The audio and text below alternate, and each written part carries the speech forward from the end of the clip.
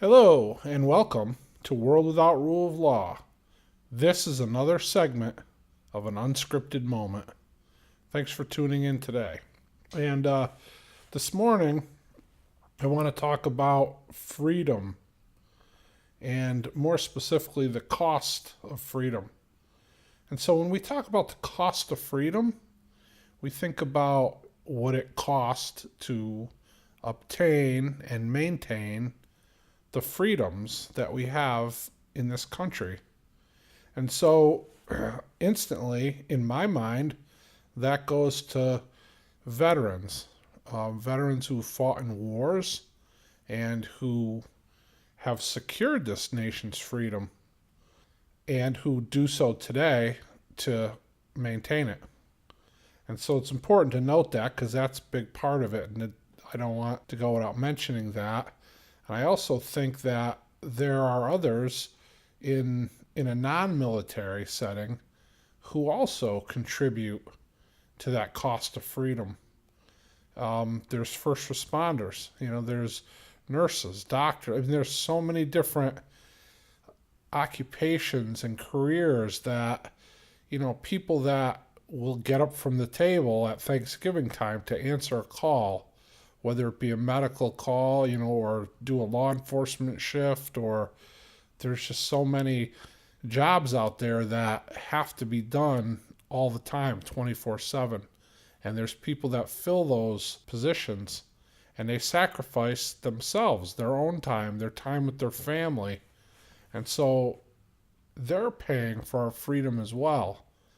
And I think at a different level, but it's important to note that. And so, that's another aspect of it. And then comes right down to the American individual, the average individual American hero, I'll just say. The guy who gets up every single day for 30 years or 20 years or 40 years or whatever and goes to work in a factory or on a construction site or in retail or wherever, and through his taxes funds the country, funds the operation of the nation. And I know there's abuses there and there's programs that shouldn't exist and all that political stuff, and I don't really want to get into that, but I just want to say that, obviously that exists, but without the average American working person, the entire system that we live in would crumble. And so I want to recognize that as well. All those people, all those factions contribute to paying the cost of this country's freedom. But then, on another level, when I say the cost of freedom, I'm talking about the value of our freedom. What is the cost of our freedom? Like, what's it worth? What's it worth to each individual, to each of us? And then there's a whole other side to that. Interesting enough, I follow a channel called The Home Skillet. Subscribe to them. It's a young couple and they live somewhere out in the Ozarks, and they have a converted shed that they live into, and they're living an off-grid lifestyle. And they're young. They're a young couple, and they just had a baby. And when we look at that whole aspect of that lifestyle, there's a freedom there that a lot of the people that I just mentioned in the first category won't fully enjoy or understand. There's a value there, but it comes at a cost too. And not always, but most people that choose to live that lifestyle are giving up certain things. Not only creature comforts and modern conveniences, but a lot of times if we look at people that are living off-grid lifestyles, and they're growing their own food as much as they can and raising animals. And another good example is a channel I follow is Deep South Homestead, right? So they're not off-grid, but they don't have jobs off of the property. They live on the property and work the property, and everything they have and earn comes from their efforts there. So it's kind of two different ways of approaching it between those two, I'll say those two channels, those two homesteads. But because of that, there are advantages and there are sacrifices that they have to make. And if you look closely and you watch, there's a lot of people that are in those, in one of those two categories. They sometimes don't always have the newest modern gadgets or the best of anything. They don't have the disposable income to go out and just buy expensive, maybe luxuries, toys, if you want to call them that. And sometimes not even. Sometimes they can be utilitarian, but they'll sacrifice and they'll rearrange their priorities to do without those things, or to save and get them as they need them or whatever. So there is a sacrifice that comes with that lifestyle. But when we talk about the cost of it being the value of it, there's a value there that a lot of us won't realize, won't see it, in our lives. And so it's interesting because if you get up every day and you go to work in an outside job and you pay into the taxes and the social security and all the different things that they levy against you, then in a way you're keeping the wheels of the national machine moving. But on the other hand, and not so much anymore because inflation is skewing it, but not too long ago, living that kind of lifestyle, and still today some people do have an excess of disposable income, if there truly is really ever such a thing as disposable. Disposable income means income you can throw away, and I don't think that's an accurate way to describe it, but let's just say money that you can use for discretionary purposes to buy things that you would enjoy or would want, but don't necessarily need.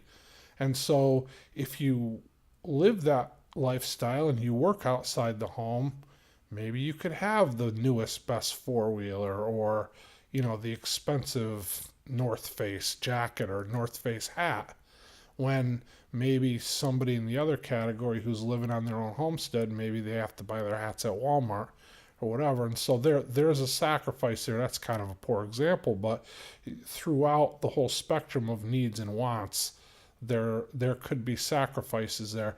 But on the other hand, as I said earlier, there's a value that many people that live in that system of getting up and going to work every day, and we won't know that value.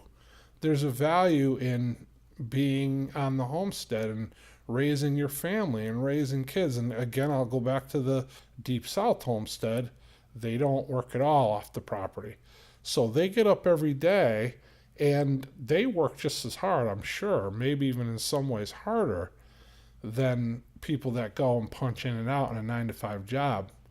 But the value that they get, and again, their sacrifices, but they spend their whole day together. They can live the way they want. They're not tainted by the influence of, outside. I mean, we all know I held a public job for 25 years and, one job, and before that, several other jobs. And you go into that workplace, you're pretty much almost held hostage. Like, you have no control over the demeanor, the attitude of the other workers, what they say, how they act. You're forced to endure that. You're forced to listen to their views and their opinions, and not necessarily forced to all the time, but you are going to be exposed to those things. If you're working next to somebody, in proximity with somebody, then you're going to be part of their life, whether you agree with one single thing they have to say or not. And so that's a cost. That's part of the value of the way we live, right? That's a sacrifice we make because we want to make the money. We want to live that life. Whereas somebody that's living on their homestead, deriving their income and their livelihood from that homestead, they might have to make sacrifices in the amount of money they can spend on things, but the value on the other end is higher. They influence each other. They're exposed only to each other. That doesn't mean that they just stay there forever and never go out, but they can choose. They want to go out to a church, they can choose what church they go to. They can choose the outside or the external influences in their lives. If there's a business that promotes things they don't agree with, they could steer clear of it. They're not necessarily funneled in or forced to be exposed to certain elements. And so there's a value there. There's a value in that lifestyle. There's a value in the reward for the hard work that they do. And it's not just collecting a paycheck, it's actually sitting back at the end of the day and looking out over the rail on your porch and seeing the fruits of your labor. There's a value to that. And so I guess we need both categories, but we're looking at a world that's changing. The world is degrading morally and socially. And so there are people, I believe, in greater numbers that are choosing to make their lives and their livelihoods on their homesteads. And I think there is definitely a value to that. And yes, it comes with sacrifice. They a lot of times can't just go out and buy whatever they want, or more luxury type things. But the value, and that's for each individual to weigh those things and determine, are those, is that value we get from that lifestyle worth the sacrifices that we make to have that lifestyle? And each person will answer that question in their own perspective. And if the answer is yes, then you can go forward and do that. If the answer is no, then you can choose to stay in the system that drives the wheels of the nation. And I'm not saying, negatively or positively, because I think it can be both. It could be either. It could be either or both, or it doesn't. It's all individual. Different jobs are different, and different states are different. Different parts of the country are different. So if you don't like, and I think if we look at America being a republic, that's how it was designed, right? Each state was designed to have its own. The system was designed for each state to have more autonomy. And so if you had a state that devalued education and, had stricter laws against homeschooling, let's just say, then you can move out of that state and go to a state that had more relaxed laws in regards to that. And I think when it comes to like education and homeschooling, we may still have that, but certainly not in public education. Like if you live in a state that had values toward, let's just say, the Second Amendment, then you can choose. If you lived in a state that didn't want the Second Amendment and worked hard to abolish it or to make it tougher for people to own firearms, let's just say, you could move out of that state and you could move to a state that had more relaxed laws. And so I think we still see that dynamic today. But like in the case of the Second Amendment, that was supposed to be a national right. So the states could have a little autonomy, but really that basic right should be there in every state. And I think that's a good example of how we've morphed, like in a mutated way, society and government. And it's in many aspects of our society and of our government, not just the Second Amendment. But as we progress, and that's not really, that's an inaccurate word because I think we're degressing. But as we move forward, the government takes more and more control over the laws and the rights of the state, of each individual state.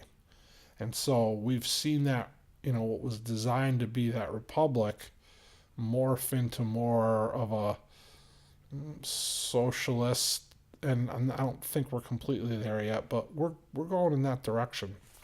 And so I think that drives a lot of that, people wanting to regress from that and wanting to go out and form their own lives on their own property and, kind of unplug from that system and from that way of living. And I could see the value in that. For young people, it may be a little easier because when you have a certain level of energy, I mean, if you're 75 years old and you're seeing this change and you're recognizing it, it's not going to be as easy for you to go onto a piece of raw land and forge a homestead from nothing. When you're 25, it's certainly easier. But there's ways that you could do it in groups or whatever, but that's for each individual to decide. But I think with the advent of the internet and, YouTube and all that, we're exposed to these different ideas of how to live and different lifestyles as far as like off-grid or homesteading. And, whereas 30 years ago, when people in my age category were young and strong and, ultimately super vital, we didn't have that exposure and we didn't necessarily know about those things. So I think this is a great day and age in that respect because there's exposure to those things. And so I think that people are realizing that and they're seeing those things and they're moving to create those dreams for themselves. And I think that's great. I don't want to go too long. I'm already at 17, 18 minutes here. I'm going to start to wrap it up, but I just want to consider that and want to look at that, the cost of freedom. So like what it costs and what it's worth. Each individual will decide that for themselves and move forward the best they can to achieve it or facilitate it. Thanks for watching. I appreciate each and every one of you. God bless you.